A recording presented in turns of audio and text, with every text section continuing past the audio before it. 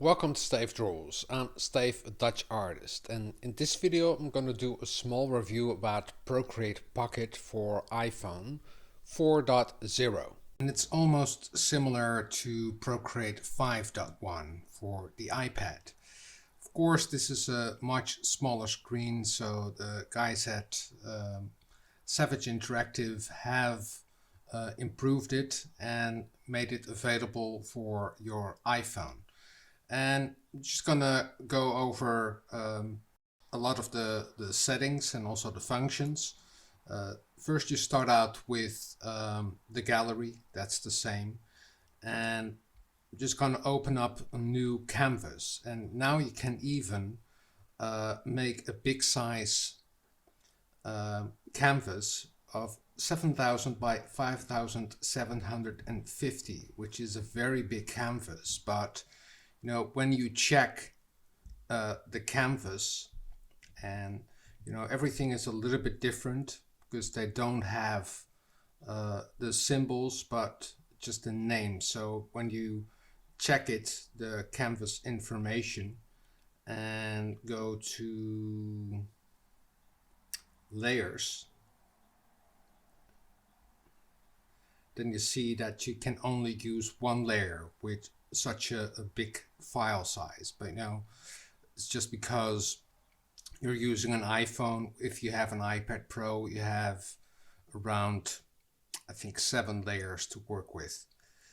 Great thing about Procreate Pocket is that you now can also make animations, and this animation I made on the iPad, but you can also import, you know, things from your iPad to the iPhone or from the iPhone to your iPad.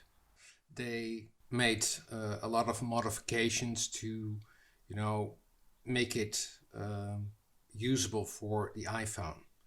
And here you can find all of the actions, and you also have crop, resize, animation assist, flip horizontal, flip vertical, your canvas information, reference, and now you can even use face paint on your iPhone.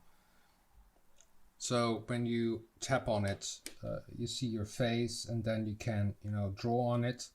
There are also the guides, same as in Procreate 5.1, the 2D grid, isometric, perspective, and symmetry, and assisted drawing, and also the guide settings. Share is the same, and share image, and there you can share it the same as in Procreate 5.1, and share layers, and these you can share as a PDF, PNG, animated GIF, animated PNG, animated MP4, and animated HEVC. When you tap on the adjustments buttons, you now can also use the effects like opacity, noise, sharpen, the bloom effect,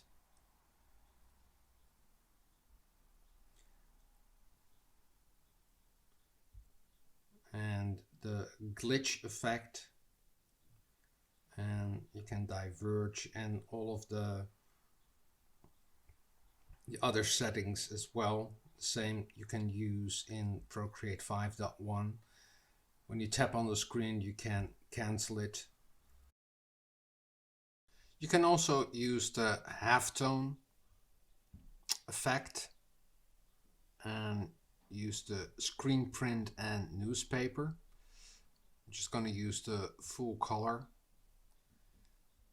And there's also the chromatic aberration. That's the same as in Procreate 5.1, and then you can, you know, move the RGB channels, you know, to create interesting visuals. Here are the settings, so you can blur it and change the transparency as well. The selection tool are also the same, so you have the automatic selection, freehand, and you know, everything is much smaller, so the settings are up here, so you can remove the section and You also have color fill here. So it's a little bit getting used to where everything is, but you know, it is within the interface of Procreate Pocket. It is a very small screen to work with. I'm just going to open up a new screen, so screen size. And you know, you cannot work with an Apple Pencil on an iPhone. So you can either just use your finger to draw with, and it is pressure sensitive because the screen of the iPhone is pressure sensitive. So when you press harder, you get a thicker line, but when you press lightly, you can, you know, really sketch with it. And there are pressure sensitive stylus or styli, and I have the Wacom pressure sensitive stylus, but you know, when you draw with it, it's not that precise. So you shouldn't, you know, buy a pressure sensitive stylus. You can just do it with a dumb stylus if you don't want to draw with your finger. So it's really getting used to drawing with your finger or with a dumb stylus, and you know, it is a very small screen. This is just the iPhone X I'm working on, and if you really want to, you know, use Procreate Pocket, maybe you should buy a bigger iPhone, because then you have more screen estate. And here on the left there is the size you can change, and also the opacity of your brush. So you really need to get used to, you know, using a lighter touch to draw.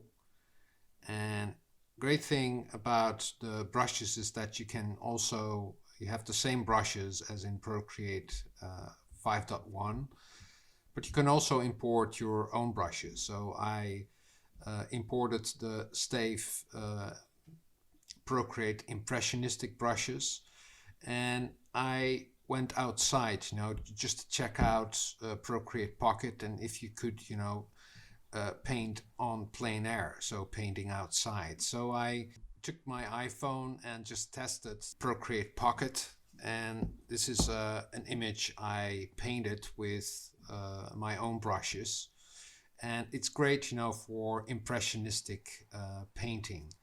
So I may take this because, you know, your iPhone you always have with you, so you always have a sketch pad to, you know, draw something outside, or if you're somewhere else.